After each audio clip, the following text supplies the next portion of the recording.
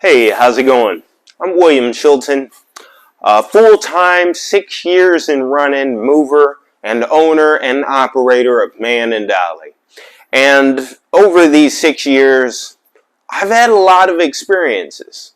And during my experience as a mover, I've experienced quite a bit.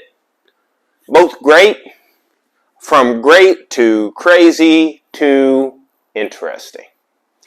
And some of these situations and stories, they have very valuable lessons to each one of them. Ones that I think that you can benefit from on your upcoming move or your next move or whatever it may be. There's a lot that I've learned. And so today I want to share an interesting story of my experience with a customer. Now, I'm not going to share any names or any specific details. This was a customer from about, I'd say about 3 or 4 years ago. And whenever I showed up, the customer, they knew what they wanted to take, they knew where they wanted it, etc. And so I noticed quickly, whenever I started working, and every now and then we'll experience this in the industry where the customer feels like they're the mover, but we're just the muscle. And I get that. I understand it. In this case, the customer wouldn't let me do anything, make any suggestions, or anything of the sort. We had, starting with the inside of the home, so they had a small one-story home. They weren't getting everything. They were just getting select items. And then we were moving on to their shed, which was rather large, and getting the remainder of the items from there. So we started in the small area, get those things towards the front of the truck, and then move towards the shed. I knew that this would be an interesting moving situation from the beginning. Whenever we tried to get, it was something as simple as a dresser. The dresser was really, really solid. It was a solid piece of furniture.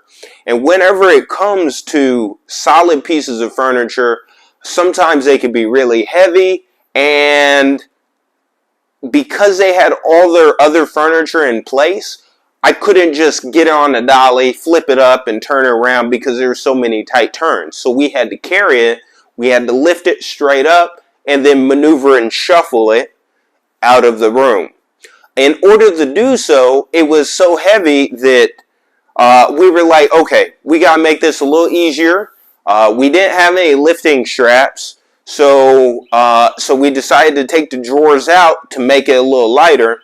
That way we could carry it and take it out. The customer did not want us to take out the dressers because she didn't want us to mess anything up. So she first sat me down, explained to me how the dressers should come out. I saw and I knew how the dressers needed to come out. There wasn't anything super special, but she sat down, explained it, and walked me through it and showed me how to do it. Stuff that I already know, except she took this time. Meanwhile, we're on the clock and we're charging her by the hour. So I want to progress things along, not to just finish the job, but to provide a good service. And providing a good service looks different for every customer. And so I realized after that, it took about maybe 30 to 45 minutes to get this one dresser out of this room because she was very adamant about showing and doing everything in order to get that dresser out of that room. And I understand her concern. I understand customers' concern. However, at a certain point, I suggest that assuming that your movers are competent, which that ranges depending upon what skill level of mover you hire. But in this situation, we had many ways to get it out. We had other options if carrying it didn't work. And so we were going to proceed. But anyway, I say this to say that overall, this job, if we would have been allowed to do this job and just go in, grab the items, and put them in the truck and load everything properly, even if we wouldn't have, moved swiftly, which is naturally what we do, we move swiftly but safely. Even if we weren't to move swiftly, that job would have taken all of maybe 6 hours.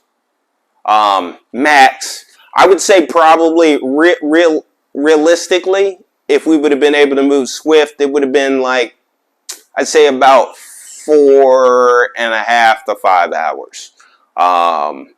Even with her giving us some real brief instructions, letting us know what to do. That job ended up taking 17 hours.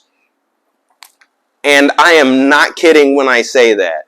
At one point, we got all the heavy items in, and she had to have, all the heavy items in. There was some small items that were in the shed, and then so it got to a point to where the guy that was working with me, was entirely too tired. I think it was like 2 in the morning at this point. And so I gave her the right, or she gave him the right of way to go ahead and go home, because we had other jobs to do the next day. And so I stayed with her for another few hours. I stayed with her until about like 5, I think, 4 or 5, and I finished the truck with her, and we settled up, and she paid for the time. So she wanted everything we put in the truck. She moved it into the position that she wanted it. And she wasn't horrible at where she placed things. She had a specific image that she wanted to see. And this is an extreme example of a particular customer. And I just want to say this. I wanted to share this to paint the picture that there's a balance. You're paying your movers because they're supposed to know what they're supposed to do.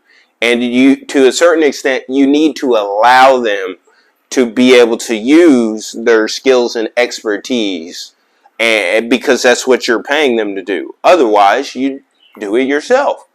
On the other hand, being a mover and understanding the perspective of the customer, I know from my years of experience that each customer has different needs, different things that they care about. I've seen something, that seems like it would be insignificant. It looks like it's already a beat up piece of furniture or something that might be, a couple decades old. But one thing that I find that people find most near and dear to them is either the first piece or first few pieces of furniture that they buy themselves is something that most people find pretty precious.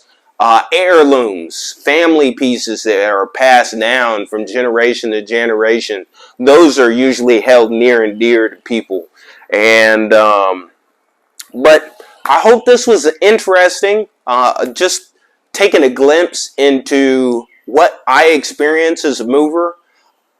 And would you want to hear more stories of experiences that I've had as a mover? Yeah, let me know. Let me know in the comments below. Go ahead and like and enjoy.